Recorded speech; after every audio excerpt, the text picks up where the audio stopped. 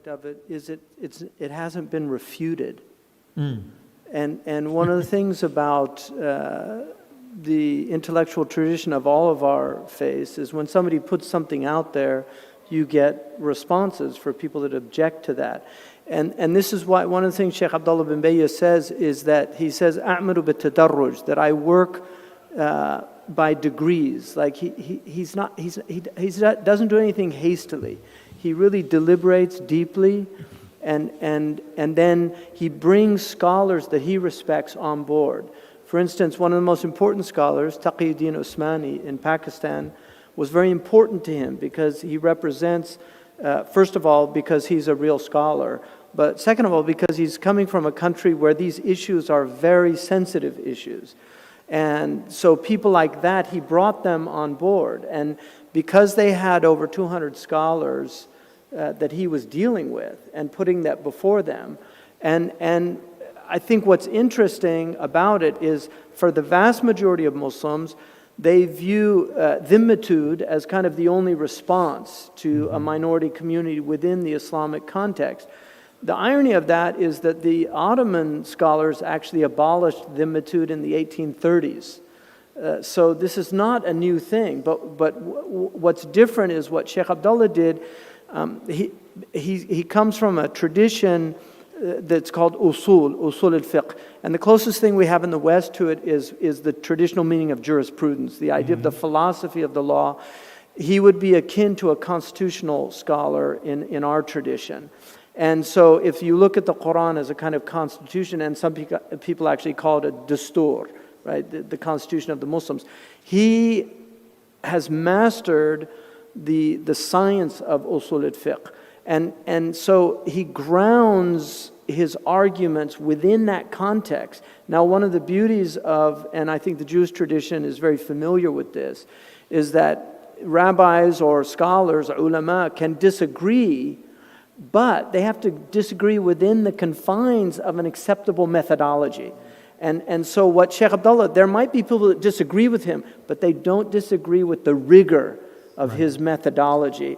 And I think that's what's really important. And probably one of the most important aspects of this is that the OIC, the Organization of Islamic Countries, recognized it. And this country here in the United Arab Emirates recognized it. Morocco recognized it. Jordan recognized it. So at that level, now, the challenge for us, Sheikh Abdullah always talks about what he calls ta'sil and tawsil. Ta'sil is to theoretically ground something in a solid, demonstrative approach. But the tawsil is how do we communicate that to the masses? How do we get that down? And this is the challenge is for ministries of education to adopt this approach and understanding, and to really educate a new generation so that we can recognize that some of the practices historically in the past may have been the appropriate practices at the time, but they're no longer the appropriate practices today. And I think that's at the crux of his argument. Historically, the Muslims, the scholars were very dynamic. And so whenever they had challenges, they would rise to those challenges. The tradition became very ossified. And one of the things that Sheikh Abdullah bin Bayya, he quotes Imam al-Qarafi, who said that "Jumud ala nusus abadan dalalun wa idlal," which means that to have a stagnant approach, an ossified approach to your textual tradition is error and will lead others astray. And so what he looks at is it's very dynamic. One of his approaches, which comes out of this school, it's not his innovation, is that in ibadat, in devotional practices, you have to have a text that roots you in that practice. Whereas in what are called mu'amalat, in transactional practices, which are more the horizontal aspect of religion, not the vertical that aligns you with the divine, but the horizontal that you're dealing with humans, there's much more flexibility. And so much of the areas of contention deal with the transactional and not with the devotional. So what he's saying is we need to reopen the ability to work within the transactional to make Excellent. our rulings appropriate to So- the time. I think one of them is to recognize that virtue, that there are moral virtues, which a lot of people tend to know about in some way, but we forget there's also intellectual virtues and there's theological virtues. And so recognizing that virtue is a much more comprehensive term than a lot of people realize. One of the most important things, I mean, the Bible teaches that man cannot live on bread alone, that the souls right now are impoverished. And what's interesting is that a lot of the food that we eat now is actually not nutritious for our bodies. In America, we have an obesity problem, not because people are satiated, but because their bodies are actually hungry for real nutrients because they're eating all this processed food, so they never feel satiated.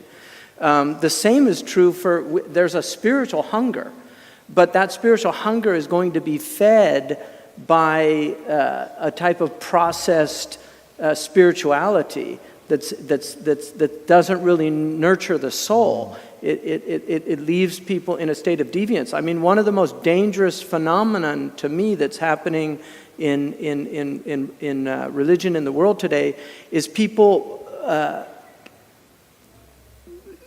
breaking out of the traditional structures of religion that protect the spirituality of the human being. And so in essence, we create a world of heresies.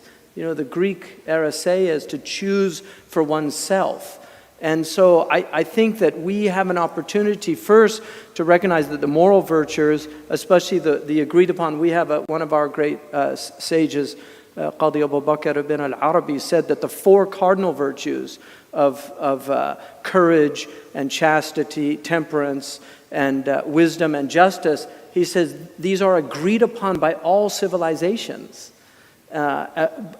So those are very important, but then the idea that the human being, what makes us unique, what makes us distinctive, is that God has given us the logos. He's given us the ability to reason. And if that's not cultivated, and what we're seeing now is a breakdown of decorum in our societies. And Arnold Toynbee said one of the most dangerous aspects of a society in real decay is vulgarization. He said that societies will become vulgar. The Prophet Muhammad ﷺ said, يَظْهَرَ الْفَحْشُ وَالتَّفَحُّشُ. He said, that when the signs are very dangerous, he said, you'll see obscenity. And then he said, but you'll also see takalluf al-fahush, which is that people will be obscene gratuitously. Usually people are obscene when they're angry or something, they might use a swear word. But he said they'll do it gratuitously. And so these are all, I think, for us, just one final example of this. There's a great pastor from Philadelphia that I recently found out about, Charles Albert Tindley. And one of the things that he did, he led protests against cultural phenomena that degraded people. And if we took something like that seriously, I think our religions can remind people, can restore a type of human dignity. Because one of the hallmarks of a true civilization is beauty. All of our civilizations, the clothes that traditional people wore were embroidered because they had a sense of beauty. The food they ate was embellished because they had a sense of beauty.